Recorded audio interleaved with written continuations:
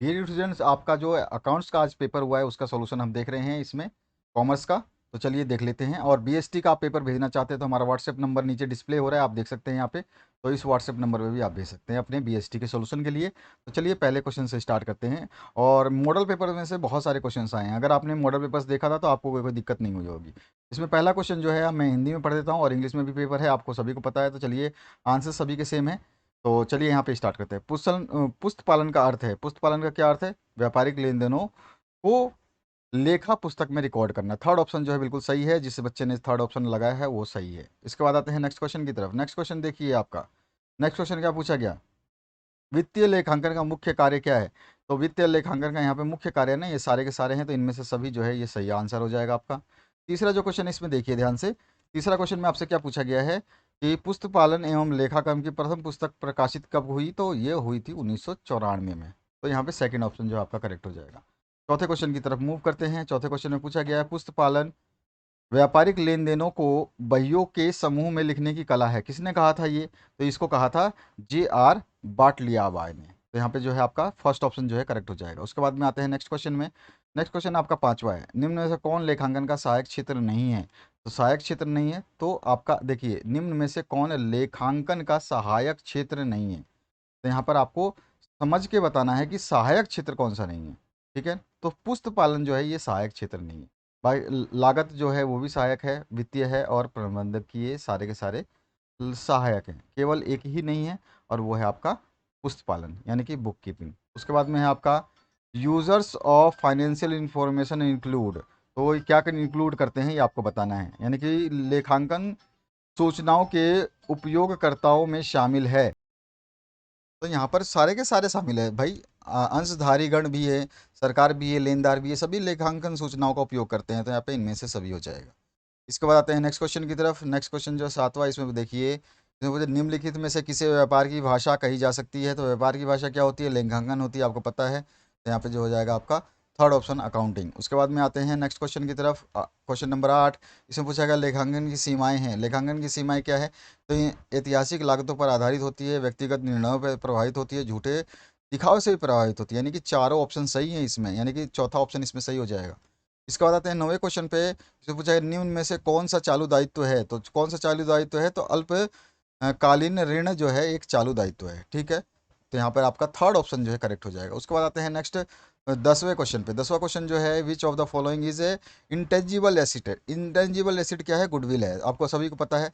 जो है आपका कौन अमूर्त संपत्ति है? तो ख्याति जो अमूर्त संपत्ति होती है। 11वां क्वेश्चन जो है इसमें पूछा गया है आपसे नगद कटौती है। नगद कटौती कौन सी है? तो नगद कटौती ये जो है आपका भुगतान करते समय प्राप्ति जो होती है वो नगद कटौती है। ठीक है, तो यहाँ पर जो है आपका सेकंड ऑप्शन करेक्ट हो जाएगा। उसके बाद आते हैं 12वें क्वेश्चन पे। 12वां क्वेश्चन जो देखिए आप ध्यान से। और 12वें क्वेश्चन में क्या पूछा गया है? यहाँ पूछा गया वित्तीय वर्ष के अंत में 2 लाख रुपए मूल्य का माल बेचने के बाद 10,000 रुपए का अंतिम रहतिया था, यह क्या है? तो यह एक घटना है। ठीक है ना, ये एक घटना है, एक इवेंट है। आपको मॉडल पेपर में से बहुत सारे क्वेश्चंस मैंने बताए हैं, उनमें से ही आए हैं। अरुण एक किताब विक्रेता है, कौन सा मद उसके व्यापार के लिए माल होगा? तो उसके लिए कौन सा व्यापार के लिए माल होगा? तो आंसर हो जाएगा फर्नीचर का क्रय जो है ये व्यापार के लिए क्या होगा? माल होगा। ठीक है, इसके बाद आते हैं नेक्स्ट क्वेश्चन पे। ठीक है, तो यहाँ पे देख कौन सा मद, यहाँ पे Arun is a book seller, which item is will be goods for the business. तो यहाँ पर गुड्स कौन सा हो जाएगा? तो यहाँ पे जो हो जाएगा, सॉरी, यहाँ पर स्टेशनरी क्रय जो है ये आपका गुड्स हो जाएगा। तो यहाँ पे हम इसको चौथे ऑप्शन पे क्लिक करेंगे। चौथा ऑप्शन इसका रही सही हो जाएगा, क्योंकि ये किताब विक्रेता है। तो किताब विक्रेता के लिए जो है बुक्स जो हैं, परचेज ऑफ स्टेशनरी, ये क्या है?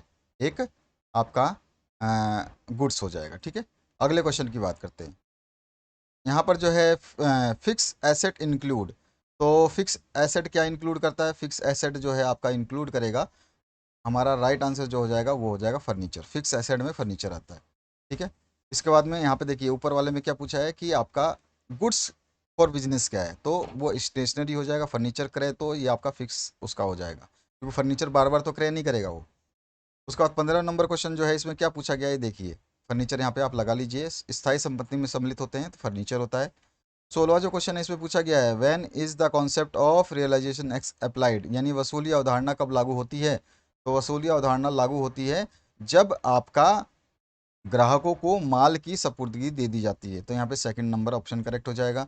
16वां जो क्वेश्चन है इसमें क्या पूछा गया है, इसमें पूछा गया लेखांकन सिद्धांत का महत्व है, तो सभी के लिए है महत्व, तो यहाँ पे चौथा ऑप्शन करेक्ट हो जाएगा। इसके बाद आते हैं नेक्स्ट क्वेश्चन की तरफ। यहाँ पे पूछा गया है कि चालू व्यापार की अवधारणा के अनुसार व्यावसायिक इकाई अस्तित्व में रहेगी। तो यहाँ पे क्या आंसर हो जाएगा आपका, अनिश्चित काल तक जो है अस्तित्व में रहेगी, अनिश्चित काल तक। इसके बाद में है आपका नेक्स्ट क्वेश्चन, जिसमें पूछा गया आपसे लेखांकन का आधार क्या है। तो लेखांकन का आधार जो है रोकड़ आधारित भी है और लेखांकन का उपार्जन आधारित भी है, यानी कि फर्स्ट और सेकंड दोनों ही है, तो थर्ड ऑप्शन करेक्ट हो जाएगा। 19वें नंबर क्वेश्चन को देखिए। 19वें नंबर जो है आपका क्वेश्चन, इसमें first step of accounting process क्या होता है, यानी कि लेखांकन प्रक्रिया का पहला कदम क्या है। तो लेखांकन प्रक्रिया का पहला कदम जो है वो है लेन देनों की पहचान करना, कि किस टाइप के लेन देन हुए हैं। उसके बाद में है आपका नेक्स्ट क्वेश्चन, इसमें बहुत आसान सा क्वेश्चन दिया है, निम्नलिखित में कौन सा समीकरण सही है। सभी को पता है कौन सा समीकरण जो है सही है। तो इसमें समीकरण हो जाएगा संपत्ति माइनस दायित्व बराबर पूंजी। यहाँ पे आपका सेकंड ऑप्शन जो है asset minus liability equals to capital होता है, क्योंकि आपको मैंने फॉर्मूला भी बताया था, asset equals to capital plus में लायबिलिटी होता है, ठीक है ना, याद होगा आपको अच्छी तरह से, अभी अभी मैंने सॉल्व करवाया था। अगर मॉडल पेपर आपने देखे हैं तो आपको कोई दिक्कत नहीं हुई होगी। डेबिट द यहाँ पर जो है इंग्लिश में है, मैं आपका हिंदी में बता देता हूँ। पाने वाले को नाम और देने वाले को जमा लागू होता है, तो कौन से उसमें होता है, तो ये व्यक्तिगत खाते में होता है। इसके बाद में है आपका 22वां नंबर क्वेश्चन देखिए। 22वें में पूछा हुआ है आपसे कि दोहरा लेखा प्रणाली के लाभ क्या हैं। तो इसमें से सारे के सारे लाभ सही हैं, तो यहाँ पे चौथा ऑप्शन जो है करेक्ट हो जाएगा। इसके बाद आते हैं 23 नंबर क्वेश्चन पे। 23 नंबर में नाम खाते का उदाहरण जो है आपको बताना है। तो नाम खाते का उदाहरण क्या हो जाएगा, तो आपका हो जाएगा वेतन खाता जो है नाम खाते का उदाहरण है। इसके बाद आते हैं 24 नंबर क्वेश्चन पे। 24 नंबर क्वेश्चन में पूछा गया है आपसे स्वामी का खाता है, तो स्वामी का खाता कौन सा हो जाता है 24 नंबर में, तो यहाँ पे व्यक्तिगत जो है स्वामी का खाता होता है, ठीक है। पर्सनल अकाउंट जो है स्वामी का खाता, यानी कि प्रोप्राइटर अकाउंट माना जाता है। इसके बाद में है आपका इसमें प्राकृतिक व्यक्तिगत खाते का उदाहरण है। तो प्राकृतिक व्यक्तिगत खाते का उदाहरण जो है वो है आपका राम का खाता। राम जो है वो एक बंदा है और उसका पर्सनल अकाउंट है। उसके बाद में है आपका 26 नंबर क्वेश्चन। 26 नंबर देखिए ध्यान से। 26 में क्या पूछा गया है, डेबिट खाता, खाता जो डेबिट बताता है, डेबिट क्या बताता है, तो डेबिट बताता है इनमें से सभी चीज़ें। आप आराम से पढ़ लीजिए, समझ में आ जाएगा आपको, इनमें से सभी। इसके बाद 27 नंबर क्वेश्चन है, एक रोज नामाचा में कितने खाने होते हैं। तो सभी को पता है अच्छी तरीके से, तो इसमें 5 खाने होते हैं, तो थर्ड ऑप्शन जो है करेक्ट हो जाएगा।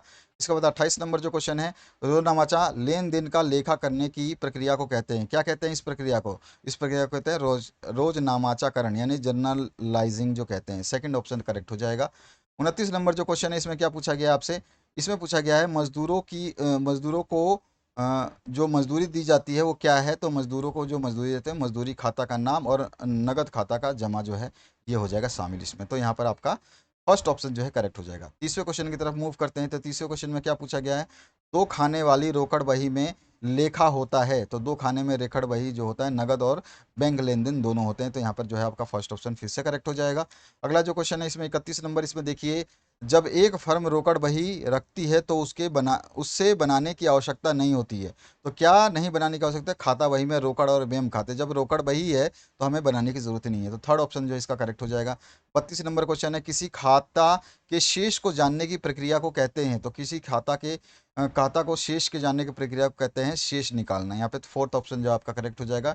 33 नंबर देखिए, मेन ऑब्जेक्टिव, यानी कि खाता बही का मुख्य उद्देश्य जानना है। तो क्या जानना होता है, तो मुख्य उद्देश्य जो है वो क्या जानना होता है, तो यहाँ पे हो जाएगा एक स्वभाव के सभी लेन देनों का सामूहिक परिणाम जो है उसको जानना होता है। तो यहाँ पर जो है आपका इसका भी फोर्थ ऑप्शन हो जाएगा और ऊपर वाले का भी फोर्थ ऑप्शन हो जाएगा।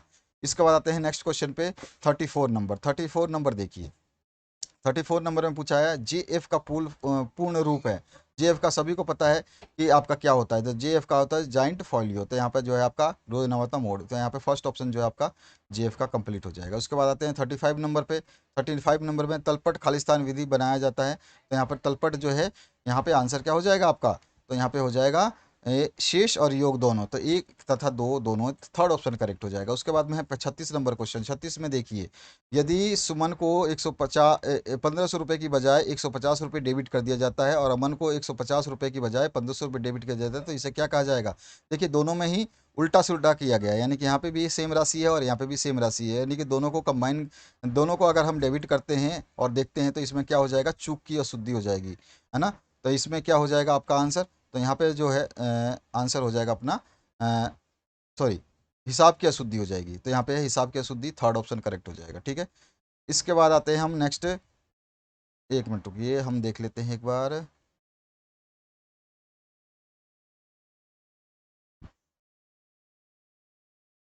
यहाँ पर जो है आपका ये क्षतिपूरक अशुद्धि हो जाएगी, ठीक है। तो यहाँ पर जो है आपका इसको चेंज करिए और यहाँ पर आपका फोर्थ ऑप्शन जो है करेक्ट हो जाएगा, ठीक है। तो यहाँ पर जो कौन सा ऑप्शन हो जाएगा, यहाँ पर आपका कंपनसेटिंग एरर हो जाएगा, चौथा ऑप्शन जो है करेक्ट हो जाएगा, ठीक है। इसके बाद आते हैं 37 नंबर क्वेश्चन पे।